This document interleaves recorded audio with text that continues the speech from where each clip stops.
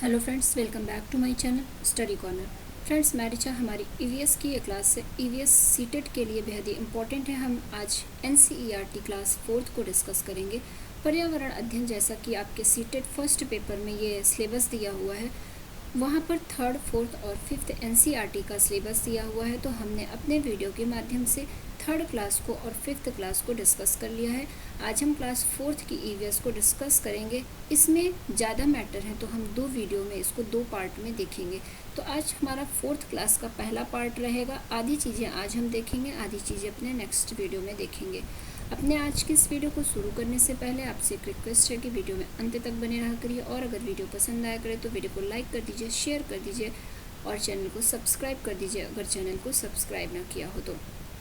CTET के point of view से ये वीडियो बेहद इंपॉर्टेंट है, इसलिए वीडियो में बिल्कुल अंत तक बने रहिएगा क्योंकि हर एक इम्पॉर्टेंट पॉइंट इसमें शामिल किया गया है।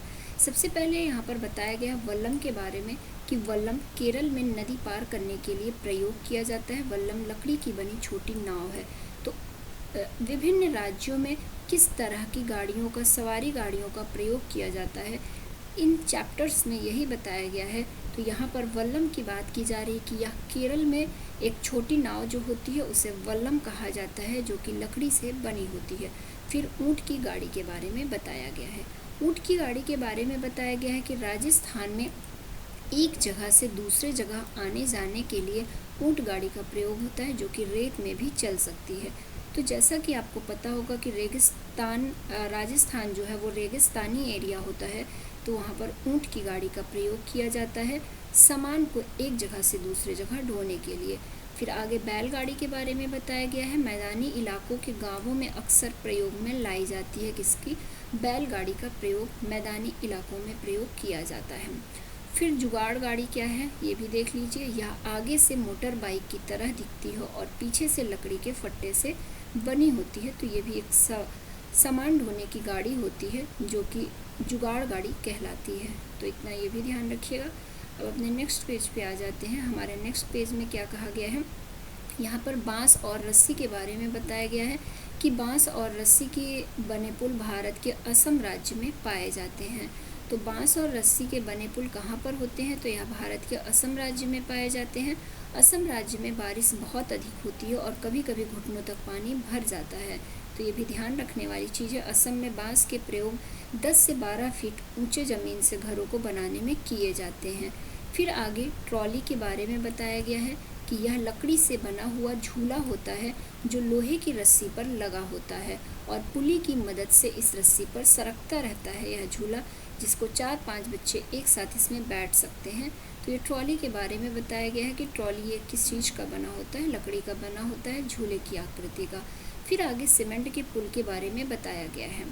सीमेंट के पुल के बारे में क्या बताया गया है कि सीमेंट का पुल, यह सीमेंट ईंटों तथा लोहे के सरिये से बना हुआ पुल होता है। तो सीमेंट का पुल किस चीज़ से बना होता है, तो यह किस चीज़ से बना होता है, यह मिट्टी से, सीमेंट से और ईंटों से बना होता है।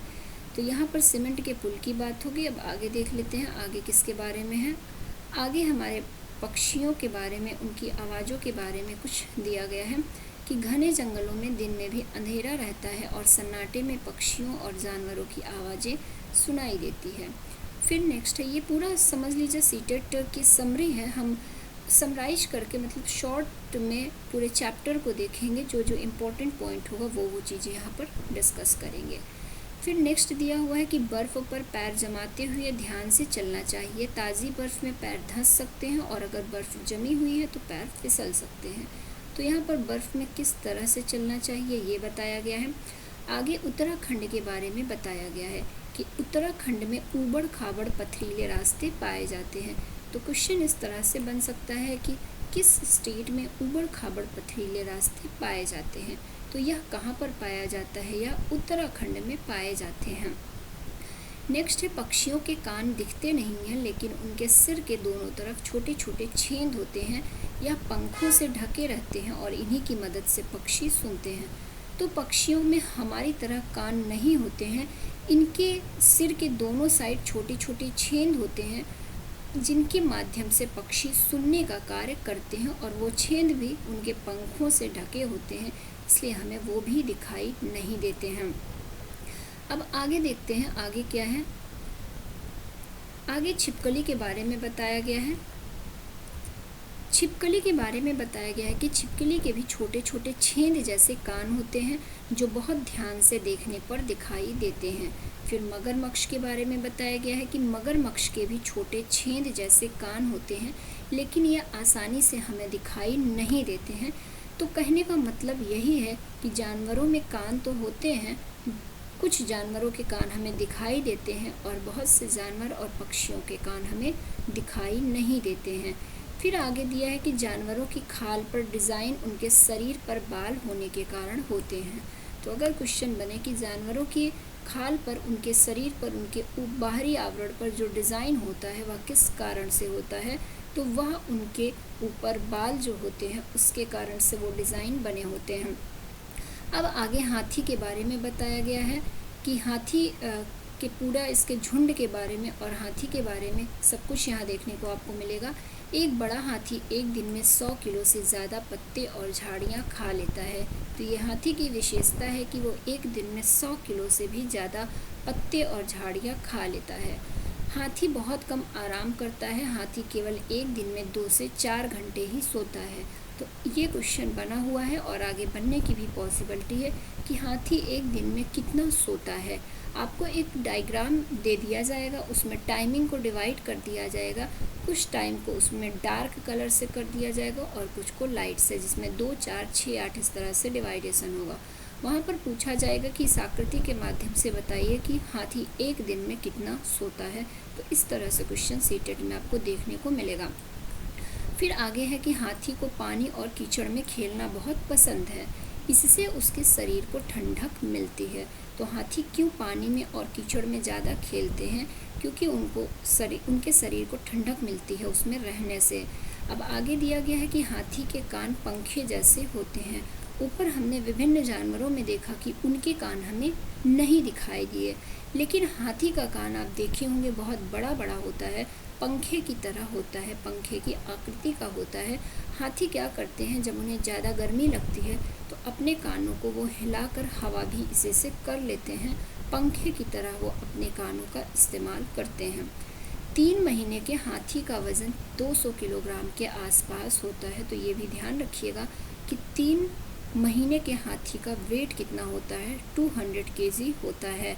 अब हाथी के झुंड की बात की गई है यहाँ पर कि हाथी के झुंड में केवल हथिनियाँ और बच्चे ही रहते हैं। तो ये भी ध्यान रखिएगा कि एक हाथी के झुंड में कौन कौन रहता है। तो उसके झुंड में केवल हथिनियाँ मतलब फीमेल जो हाथी होती हैं वो और उनके बच्चे ही रहते हैं। मेल हाथी झुंड में नहीं चलते हैं। झुंड की सबसे बुजुर्ग हथिनी ही पूरे झुंड की नेता होती है। तो यहाँ पर ये बताया गया है। अब आगे देख लेते हैं। आगे बताया गया है कि हाथी के एक झुंड में 10 से 12 हथिनी और बच्चे होते हैं। तो एक झुंड में कितने लोग होते हैं? एक हाथी के झुंड में 10 से 12 हथिनी और बच्चे मिलाकर होते हैं।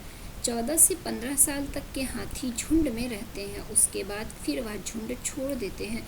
तो हथिनी के बच्चे जब 14 से 15 साल तक हो जाते हैं तब तक तो वो झुंड में अपनी माँओं के साथ चलते हैं, लेकिन जैसे ही वो बड़े हो जाते हैं वो झुंड को छोड़ करके अलग सर्वाइव करने लगते हैं। फिर आगे बताया गया है कि हाथी परेशानी आने पर एक दूसरे को मदद के लिए भी पुकारते हैं। तो आपने देखा होगा टीवी में या जियोग्राफी चैनल में या अपने आसपास कि जब भी हाथी के आसपास कोई परेशानी आती है तो वो आवाज़ निकालता है एक विशेष तरह की, जिससे वह अपने ग्रुप के दूसरे हाथियों को मदद के लिए पुकारता है। अब आगे राजस्थान के बारे में बताया गया है कि राजस्थान का जोधपुर में एक खेजड़ी गांव है। वह बहुत ही प्रसिद्ध गांव है। क्यों, आगे जानते हैं। राजस्थान के इस खेजड़ी गांव में खेजड़ी के बहुत से पेड़ थे। खेजड़ी गांव के लोग पेड़ों को कटने से बचाने के लिए 300 साल पहले पेड़ों से चिपककर खड़े हो गए थे। जैसे कि आपने चिपको आंदोलन उत्तराखंड से देखा होगा कि उत्तराखंड के लोग पेड़ों को कटने से बचाने के लिए बहुत साल पहले पेड़ों से चिपक गए थे। बिल्कुल उसी तरह से खेजड़ी गांव में लगभग 300 वर्ष पहले जो खेजड़ी के निवासी थे वो पेड़ों को कटने से बचाने के लिए चिपक गए थे। खेजड़ी के निवासी वहाँ अब पेड़ों से और जानवरों से बेहद ही प्रेम करते थे। आज 300 साल के बाद भी यहाँ के लोग जो बिश्नोई कहलाते हैं, मतलब खेजड़ी गांव में एक बिश्नोई जाति के लोग होते हैं, उनके बारे में बताया गया है कि बिश्नोई समुदाय जो होते हैं वो आज भी 300 वर्ष बाद भी पेड़ों और जानवरों की रक्षा करते हैं। रेगिस्तान में होते हुए भी यह इलाका हरा भरा है। जानवर बिना किसी डर के इधर उधर घूमते हैं, क्योंकि ये बिश्नोई जाति जो है यह पेड़ों और जानवरों की रक्षा और उनकी पूजा करते हैं। अब आगे खेजड़ी वृक्ष के बारे में बताया गया है, जो कि खेजड़ी गांव में पाया जाता है। खेजड़ी यह पेड़ रेगिस्तानी इलाकों में खूब पाया जाता है, इसे ज़्यादा पानी की ज़रूरत होती है। खेजड़ी पेड़ की छाल दवा के काम आती है और इसकी लकड़ी में कभी कीड़ा नहीं लगता है। तो आप आगे देखेंगे कि खेजड़ी वृक्ष की इतनी विशेषताएं हैं, जिस वजह से खेजड़ी गांव के निवासी इस वृक्ष की रक्षा करते हैं, और कहा क्योंकि यह वृक्ष उनके बहुउपयोगी काम में यूज होता है। खेजड़ी पेड़ की फलियां सब्जी के काम आती हैं, पत्तियां वहां रहने वाले जानवर खाते हैं और इस पेड़ की छाया में बच्चे खेलते हैं। तो ये तो बात रही खेजड़ी वृक्ष की कि उसकी छाल दवा देने के काम आ रही है, उसकी लकड़ी में कभी कीड़ा नहीं लगता है, तो उससे कीमती चीज़ें बनाई जा सकती हैं। खेजड़ी पेड़ की जो फलियां होती हैं उससे सब्ज़ी बनाई जाती है, उसके पत्तियों को वहाँ के जानवर खा के अपना पेट भरते हैं, और पेड़ में छाया इतना होता है कि उस पेड़ की छाया में बच्चे वहाँ पर खेलते रहते हैं। अब आगे बताया गया है अनीता कुशवाहा के बारे में कि अनीता कुशवाहा एक चैप्टर है क्लास 4th में NCERT में, राइजिंग स्टार, चमकता सितारा। राइजिंग स्टार की बात की जाए तो अनीता कुशवाहा को राइजिंग स्टार या चमकता सितारा कहा गया है, या गर्ल स्टार कहा गया है। अब चमकता सितारा कहते किस लिए हैं? चमकते सितारे उन साधारण लड़कियों की असाधारण कहानियां हैं जिन्होंने स्कूल जाकर अपनी ज़िंदगी बदल दी है। तो अनीता कुशवाहा उन्हीं लड़कियों में से एक थी जिन्हें राइजिंग स्टार की संज्ञा दी गई है। अब बिहार मुजफ्फरनगर लोचाहा गांव के बारे में बताया गया है कि बिहार के मुजफ्फरनगर के लोचाहा गांव की क्या स्पेशलिटी है, क्या क्वालिटी है। तो बिहार के मुजफ्फरनगर ज़िले के लोचाहा गांव में लीची के पेड़ बहुतायत मात्रा में पाए जाते हैं। लीची के फूल मधुमक्खियों को बहुत लुभाते हैं, इसीलिए इस क्षेत्र के लोग मधुमक्खी पालन कर शहद बनाने का काम करते हैं। तो देखा जाए तो बिहार का जो लोचाहा गांव है वह लीची के लिए बेहद ही प्रसिद्ध है। वहाँ लीची के पेड़ बहुत पाए जाते हैं, और लीची के पेड़ की एक खासियत होती है कि लीची का जो पुष्प होता है, जो फ्लावर होता है, यह मधुमक्खियों के आकर्षण का कारण होता है। मधुमक्खियों को यह फ्लावर लुभाता है, जिससे क्या होता है कि इस क्षेत्र में मधुमक्खियाँ भी बहुतायत मात्रा में पाई जाती हैं और शहद भी बहुत ज़्यादा मात्रा में पाया जाता है। मधुमक्खी पालन का सरकारी कोर्स भी कराया जाता है यहाँ की गवर्नमेंट के द्वारा। फिर आगे देखते हैं, आगे बताया गया है कि अक्टूबर से दिसंबर, ये भी मधुमक्खी के बारे में ही बताया गया है कि अक्टूबर से दिसंबर मधुमक्खी के अंडे देने का समय होता है।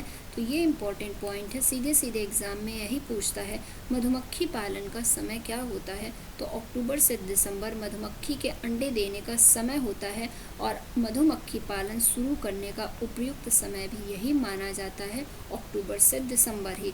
फिर आगे लीची के फ्लावर के बारे में बताया गया है कि लीची के फूल फरवरी में खिलते हैं। मधुमक्खी एक बक्से से 10 बताया गया कि लीची के फूल जो हैं वो फरवरी में खिलते हैं, और इन्हीं से मधुमक्खी क्या करती है, रस को लेती है और शहद का निर्माण करती है। मधुमक्खी के एक छत्ते से लगभग 10 किलो तक शहद प्राप्त किया जा सकता है। अब आगे मधुमक्खी के छत्ते के बारे में बताया गया है, तो वो भी हम देख लेते हैं।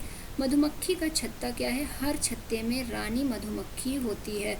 तो यहाँ पर हर एक छत्ते में क्वीन बी होती है जो अंडे देने का कार्य करती है। क्वीन बी की बात की जाए तो ये सिर्फ और सिर्फ एक प्रोडक्शन का कार्य करती है। इसके बाद छत्ते में कुछ नर मधुमक्खी भी होते हैं जो एक काम को छोड़कर और कोई काम नहीं करते हैं। तो ये और कोई काम नहीं करते हैं, ये हर वक्त सिर्फ अपने छत्ते में ही रहते हैं। फिर तीसरी तरह की मधुमक्खी होती है वर्कर बी, जिसे कहते हैं। छत्ते में बहुत सारी काम करने वाली मधुमक्खियाँ भी होती हैं। यह दिन भर काम करती हैं, शहद के लिए फूलों का रस भी यही ढूंढती हैं। तो वर्कर बी जो होती हैं, हनी बी होती हैं वर्कर जो, ये क्या करती हैं, यही दिन भर काम करती हैं, छत्ते का निर्माण भी यही करेंगी, यही फूलों का रस भी ले आएंगी और यही शहद का भी निर्माण करती हैं। फिर आगे देखते हैं, जब किसी मधुमक्खी को रस मिल जाता है तो वो एक तरह का डांस करती हैं, जिससे दूसरी मधुमक्खियों को पता चल जाता है कि रस कहाँ पर है। तो सीधे साथ समझने का मतलब यही है कहने का कि मधुमक्खियाँ एक दूसरे को डांस के थ्रू एक दूसरे से कम्युनिकेट होती हैं। कहीं भी मधुमक्खी का ग्रुप एक जगह कहीं भी है, किसी भी जगह पे है, तो मधुमक्खियाँ अपने ग्रुप को एक स्पेशल डांस के द्वारा बताती हैं कि यहाँ पर मधु है, यहाँ पर रस है, हमें यहाँ से लेना है। तो एक स्पेशल डांस ये करती हैं। अब आगे और भी कुछ चीज़ें बताई गई हैं कि काम करने वाली मधुमक्खियाँ जो होती हैं, काम करने वाली मधुमक्खियाँ इसी रस से शहद बनाती हैं। जो वर्कर हनी भी होती हैं वो इसी रस से क्या करती हैं, शहद का निर्माण करती हैं। छत्ता बनाने का काम भी यही वर्कर भी करती हैं, तो ये भी ध्यान रखने वाली चीज़ है। अब आगे आते हैं, आगे देखते हैं कि बच्चों को पालने का काम भी इन्हीं बेचारी काम करने वाली मधुमक्खियों का ही होता है। तो देखा जाए तो तीनों तरह की मधुमक्खियों में सारा काम, मैक्सिमम काम जो है वो वर्कर हनी भी करती हैं।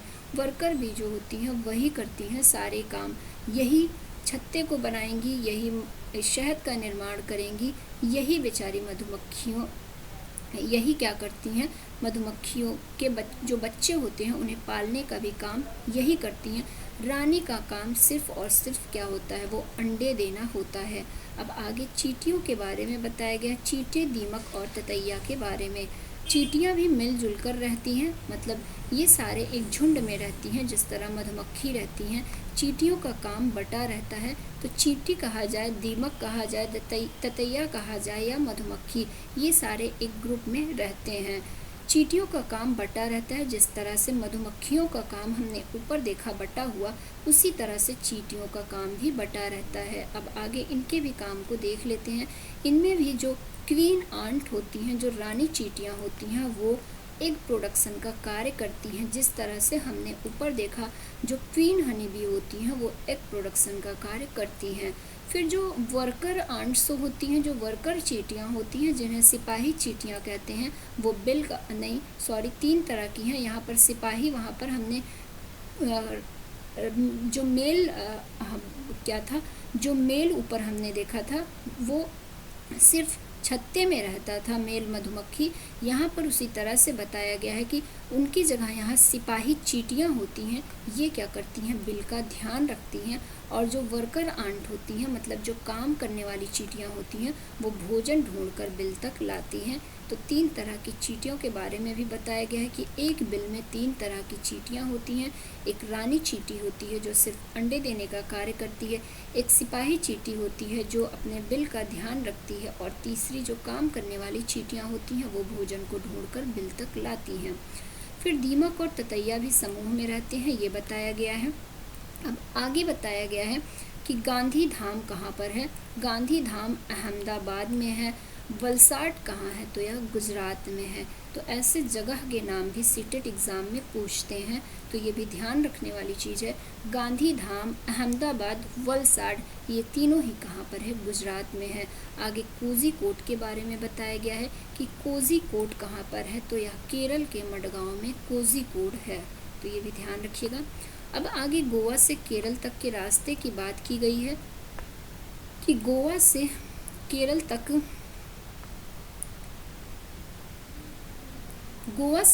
तक के रेल के रास्ते में 92 सुरंगें और 2000 पुल मिलते हैं।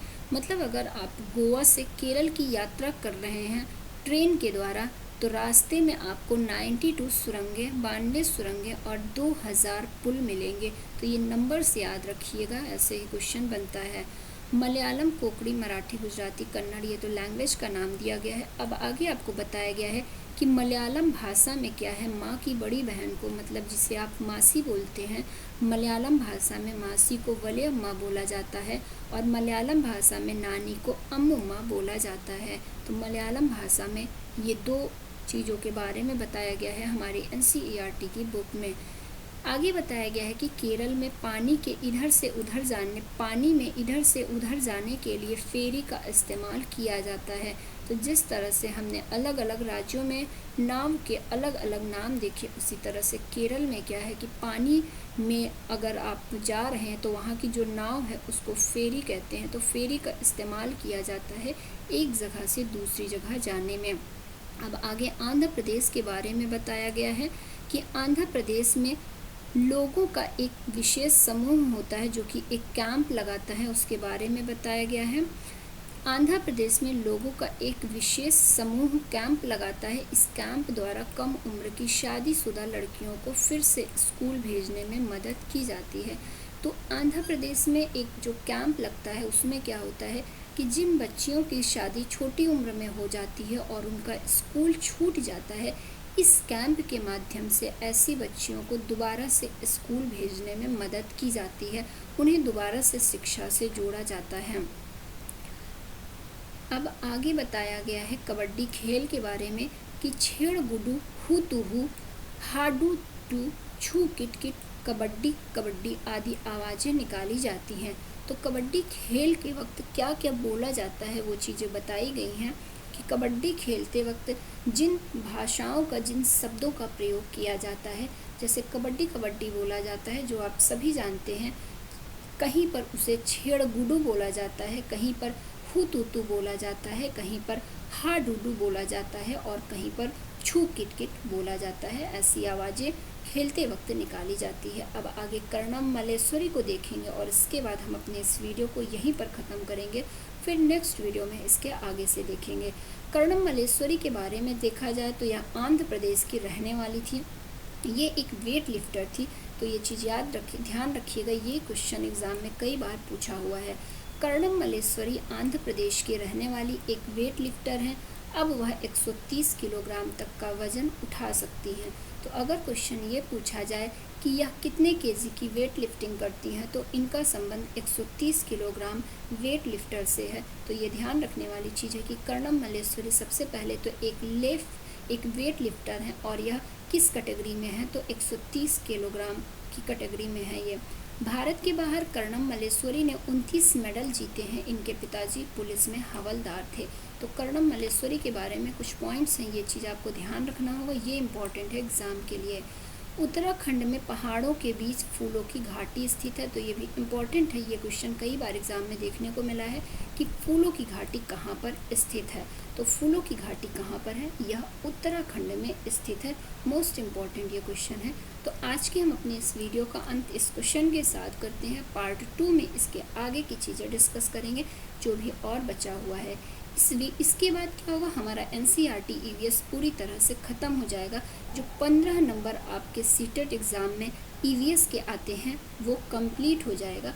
जैसा कि आपको पता होगा कि EVS 30 नंबर का आता है, 15 नंबर हमारा यहाँ ये जो NCERT है इससे आता है और 15 नंबर पेडागोजी सेक्शन से आता है। तो हम 15 नंबर को पहले तैयार करेंगे, फिर पेडागोजी सेक्शन को तैयार करेंगे। फ्रेंड्स, वीडियो कैसा लगा हमें अपनी राय और सुझाव ज़रूर दिया करिए, और अगर वीडियो पसंद आया करे तो वीडियो को लाइक कर दीजिए, शेयर कर दीजिए, सब्सक्राइब नहीं किया तो चैनल को सब्सक्राइब कर दीजिए, बेल आइकॉन के बटन को ऑन कर दीजिए। अपने नेक्स्ट वीडियो में हम फिर से मिलते हैं, तब तक के लिए जय हिंद, धन्यवाद।